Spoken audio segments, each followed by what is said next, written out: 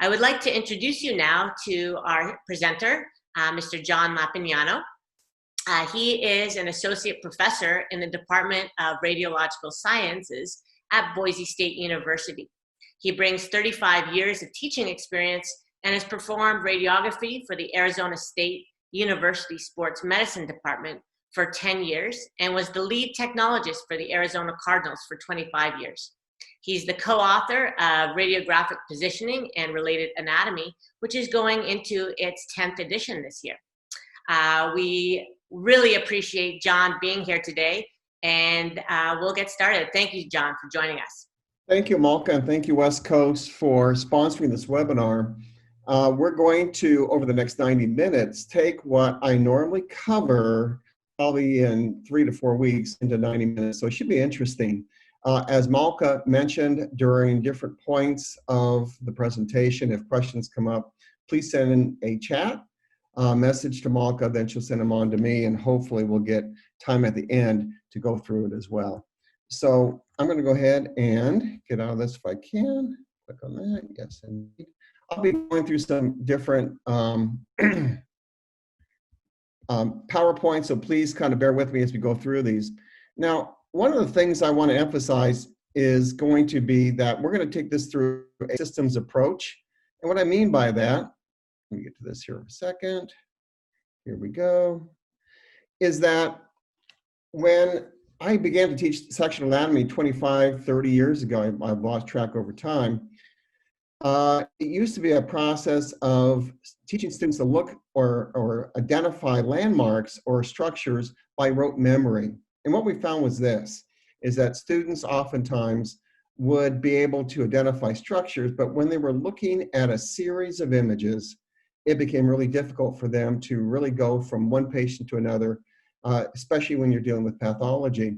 So a number of years ago, a colleague of mine, Nancy Johnson, developed an approach, a systems approach called landmark sectional anatomy, where rather than look at just one point in the anatomy, you look at the topography or the layout of the entire slice, and you build associations with different structures. And we'll give you an example of what that means.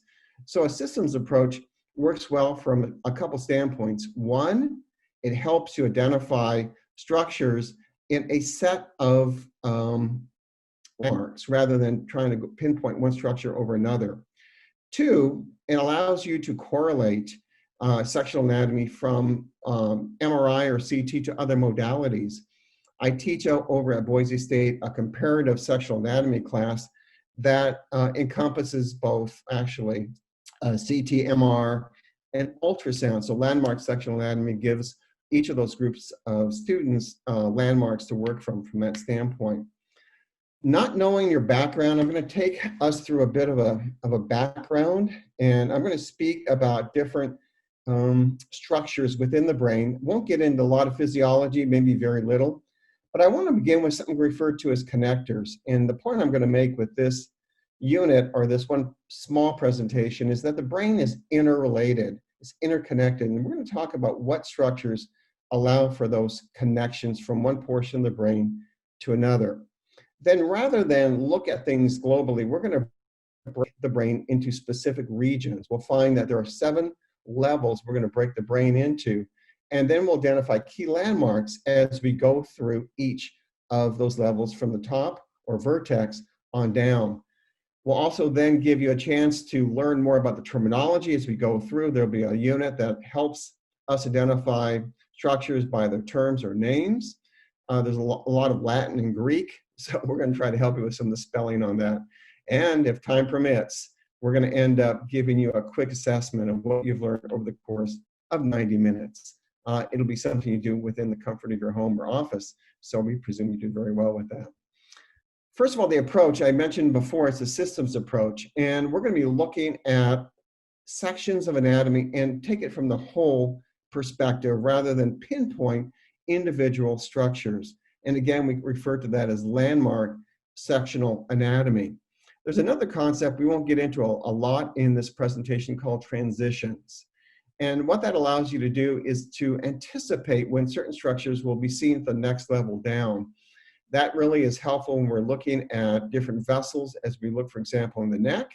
We oftentimes look at individual structures such as the internal and external carotid arteries.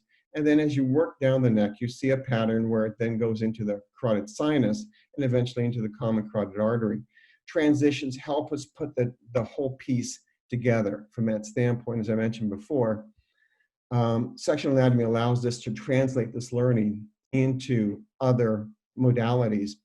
As we look at this section, and we're going to get into the brain here in a moment, but we look at a very common level, which would include the lateral ventricles, different white matter tracts. We'll define what those really entail here in a little bit.